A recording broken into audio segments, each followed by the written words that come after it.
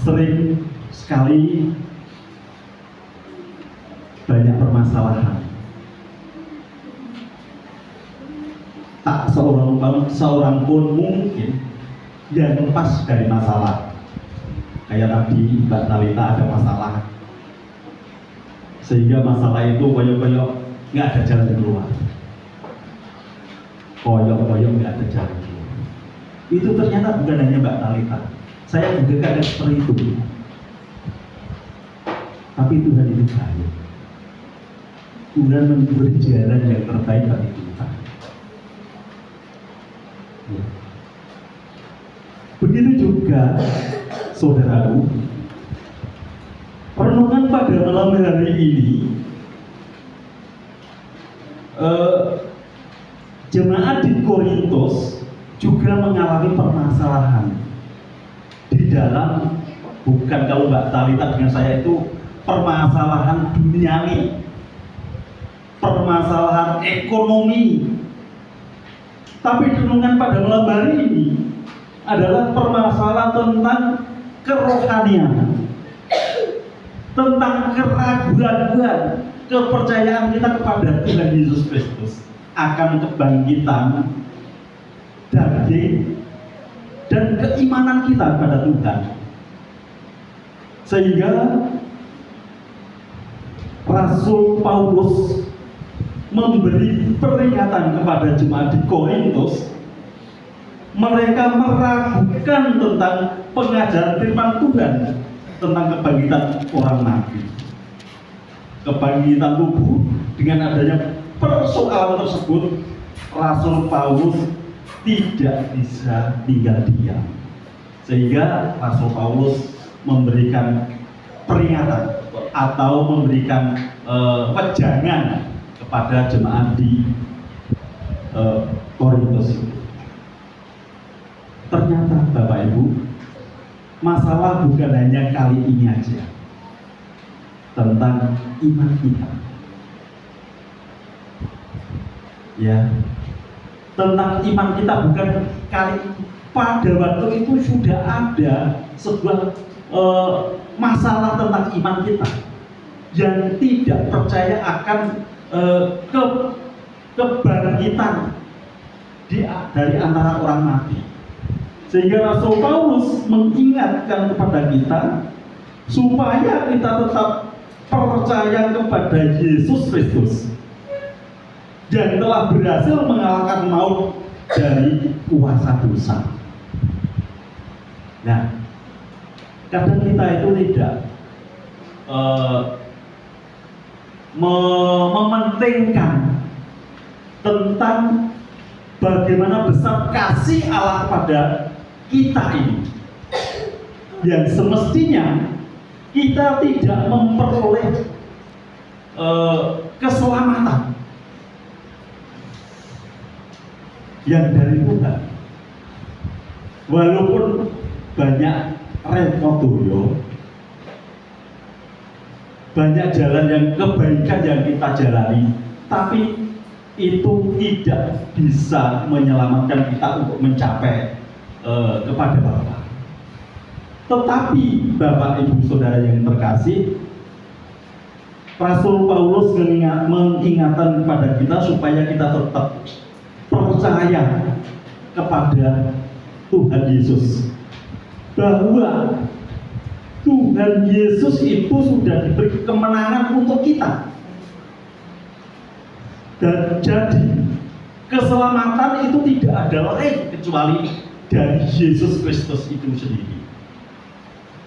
Jadi usaha bukan dari usaha kita, bukan dari kebaikan kita, bukan karena kehebatan kita. Kadang-kadang kita berpikir bahwa saya sudah begini, kenapa ya? Kok saya masih seperti ini? Yang menjadi permasalahan kita adalah kadang kita mengukur dengan keinginan kita. Tetapi Tuhan mengharapkan supaya kita selalu berharap kepada Tuhan. Dan kebaikan yang kita lakukan bukan karena kita sudah cukup untuk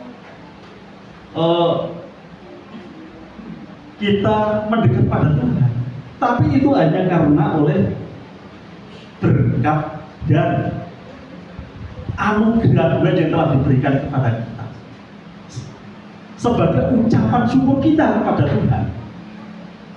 Jadi kita berbuat baik atau kita melakukan yang terbaik untuk Tuhan itu semata bukan karena usaha kita, tapi itu adalah ucapan syukur kita kepada Tuhan karena kita sudah diberi pengampunan dosa, sehingga kita dilayakkan oleh Tuhan menjadi anaknya. Itulah penegasan Rasul Paulus kepada jemaat di Korintus. Dan pada malam hari ini diberikan kepada kita semua, anak-anaknya di jemaat GITJ Mulut Kateng. Biarlah kita semakin kuat untuk melakukan yang terbaik untuk Tuhan. Bukan hanya terbaik untuk diri kita sendiri, tetapi kita berbuat baik ini semata hanya untuk Tuhan saja. Bapak Ibu yang terkasih di dalam Tuhan kita Yesus Kristus, karena perbuatan baik itulah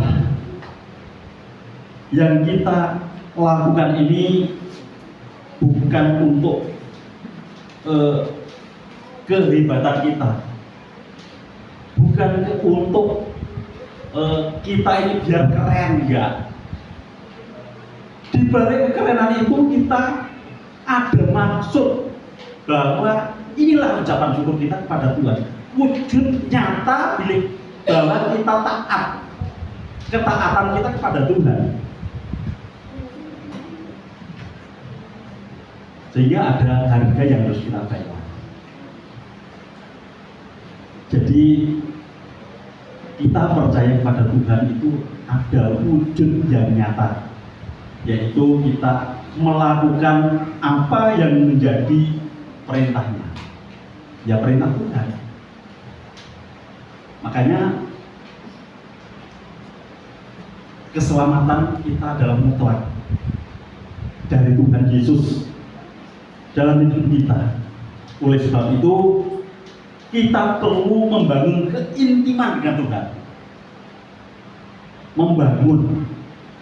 Membangun berarti kita selalu melakukan keintiman kita dengan Tuhan, karena kita sudah diberi kemenangan di dalam Tuhan kita Yesus Kristus. Menang dari apa? Bukan menang dari peperangan secara fisik, tapi menang di dalam dosa yang mana kita tidak patut untuk menerimanya pengampunan itu, tapi Tuhan sudah melayakkan kita untuk menerima pengampunan dari Tuhan dan menjadi keluarga Tuhan. Bapak Ibu yang terkasih di dalam Tuhan Yesus Kristus, mari kita tingkatkan keimanan kita dan kita wujud nyatakan. Kalau pada malam hari ini kita masih semangat di pekan Pentakosta pada malam yang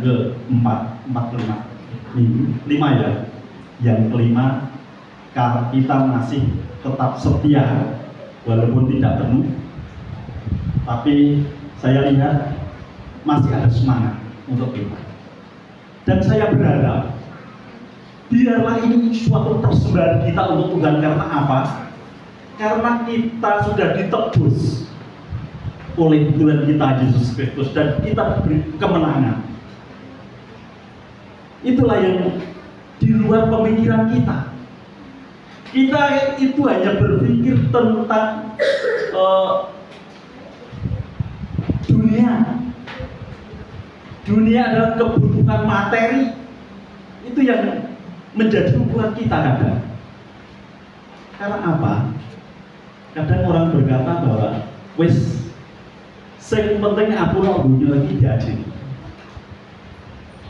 Dalam arti kita mengejar harta benda sehingga ada kesombongan dalam hati, dia untuk besok,